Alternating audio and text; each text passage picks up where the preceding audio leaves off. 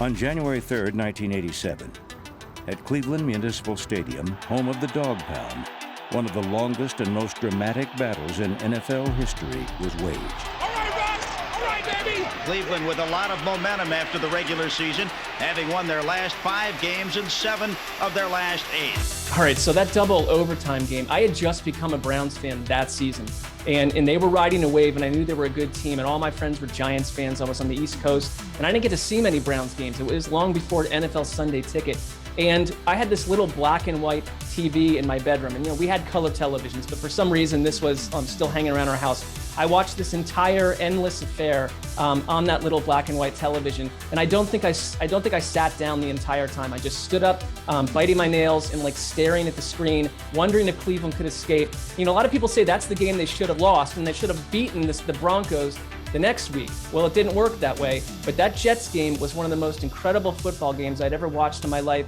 And Cleveland, that municipal stadium was so on fire that day. You felt it for those Browns fans. It had been so long. You have to do a lot to get these guys ready, just rattle the cage. And it was an incredible game, and it kind of wedded me to Bernie Kosar for the rest of time. His performance was out of this world. Marty Schottenheimer, the whole crew, I love those teams.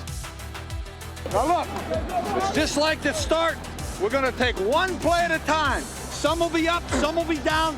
One play at a time. We'll do it our way, one at a time. Let's go. Hey, man, come on now. Hey, there's no tomorrow, man. Let's go, baby. This is our last attack, and they have not heard the last of us.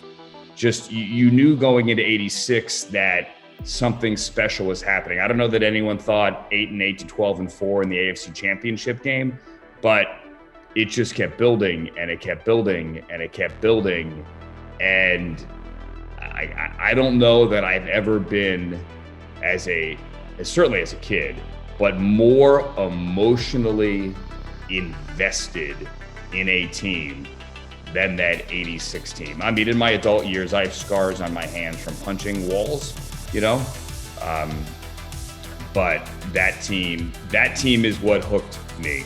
That made me a football fan. I would not be sitting here having this conversation, doing what I do for a living, without that team, period. Here we go! Here we go, Brownies! Here we go!